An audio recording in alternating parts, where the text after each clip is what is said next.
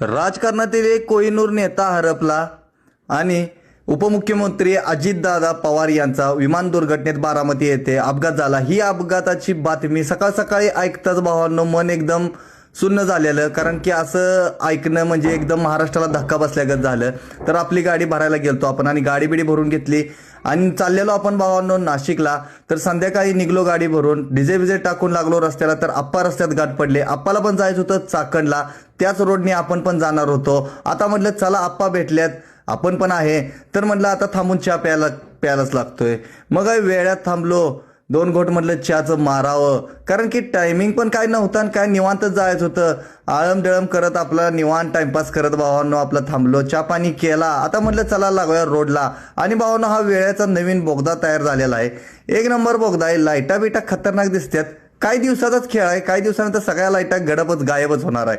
मग काय पुण्यात आलो, आता चाकण राहिलेलंच किती, थोडंफार राहिलेलं। आप्पाला म्हटलं व्ह्यू भारी दिसतोय जरा सिटीतला, चला म्हटलं आपल्या दोन्ही गाड्यांचा व्हिडिओ तेवढा काढायला लागतोय म्हटलं, म्हणून दोन्ही गाड्यांचा व्हिडिओ घेतला। कसा दिसतोय जरा कमेंट करून सांगा। मग काय पोचलो पाठच्या दारात, गाडी बिडी घेतली खाली करून, रिटर्न येताना मेवाती हॉटेल लागलेलं। मेवाती हॉटेल भावंडो ड्रायव्हरांसाठी आणि राजस्थानी हॉटेल ड्रायव्हरांसाठी 1 नंबर असतंय, खिशाला परवडेल असं आणि जेवण उत्कृष्ट दर्जाचं असतंय, त्यामुळे तिथं जेवण केलं। आता जेवण केलं म्हटल्यानंतर पचवायसाठी म्हटलं चला एक कॅम्पा मारूया तेवढा।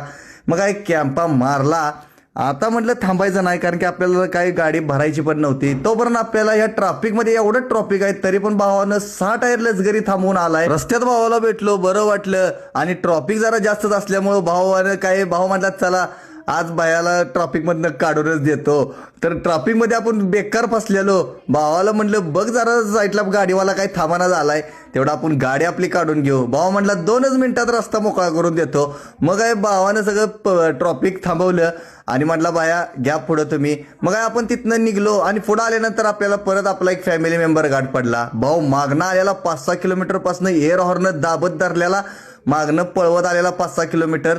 मग काय भावाची पण गाडबेड घेतली, चहा पाणी काय तिथं केलाच नाही, आपल्याला जरा गडबड असल्यामुळं आपण लागलो रोडला।